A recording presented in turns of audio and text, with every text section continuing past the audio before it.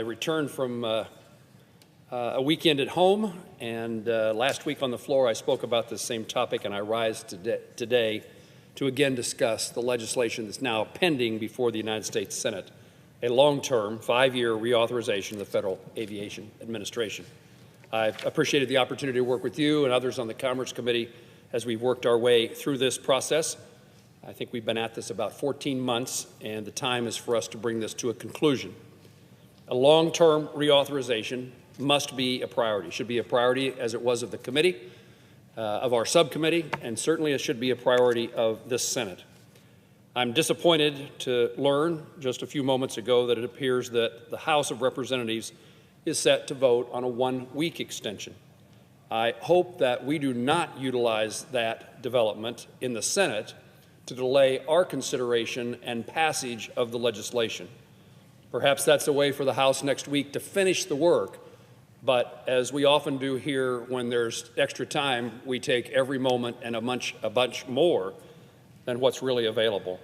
After 14 months of negotiations, the most recent extension expires Friday of this week, May the 10th. It's time to come together and pass a long-term FAA reauthorization. I'm the ranking member of the Aviation Subcommittee, where I've worked closely with Chairs Cantwell and Duckworth and with Ranking Member Cruz to balance the priorities of the FAA, the aviation community, its academia partners, and the flying public in a bill that demonstrates Congress's commitment to aviation safety and excellence. This legislation strengthens the standards for air safety, bolsters the aviation workforce, modernizes American airports in urban and rural settings, promotes innovation in American aviation, and enhances consumers' air travel experience. My home state of Kansas is steeped in aviation history and will continue to contribute to the greater industry as a result of the passage of this legislation.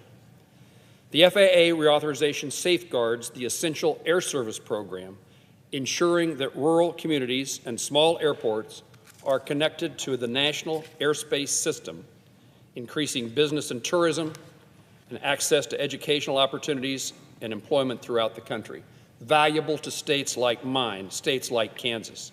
This allows small airports in rural communities to continue to have regional air service.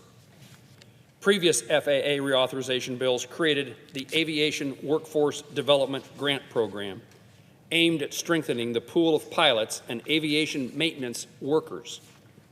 The text of agreement expands this highly competitive grant program to grow the aviation workforce and is broadened to open eligibility for aircraft manufacturing workers.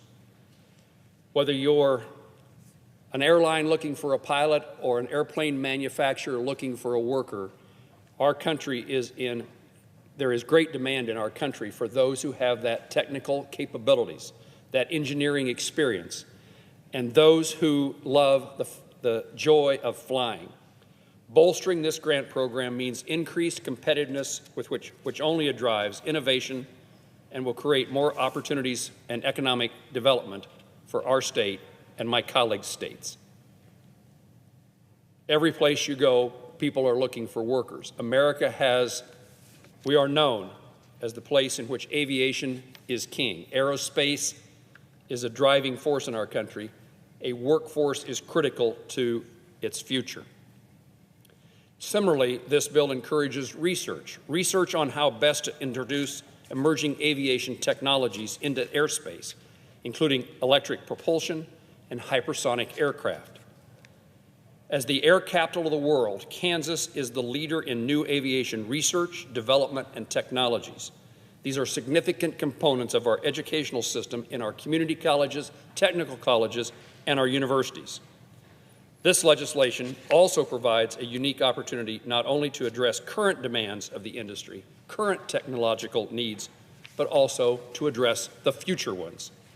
The FAA oversees the world's busiest and most complex airspace system in the world, managing approximately 50,000 flights and 3 million passengers every day. In order to address shortcomings in air safety and modernization, Congress must do its job and pass a reauthorization bill that is tailored to the needs of the aviation community and the flying public. Recent incidents and near misses have made clear the urgency of this responsibility. No matter what else we do, we need to make certain that flying is as safe as it possibly can be.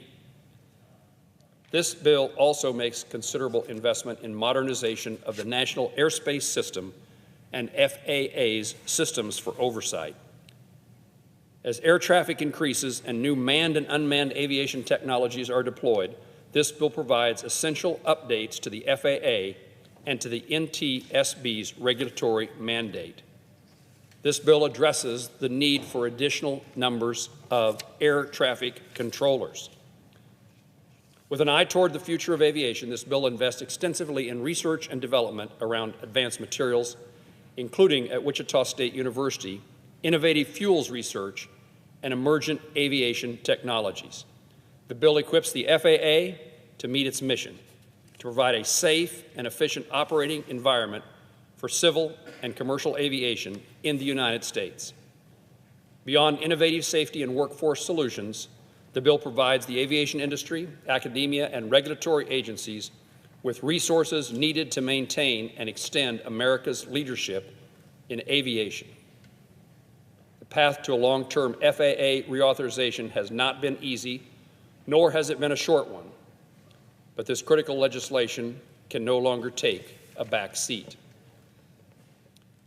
Delaying this important legislation any further only exacerbates the challenges that the American civil and commercial aviation industries face and essentially condones bad behavior and lack of incentive by Congress.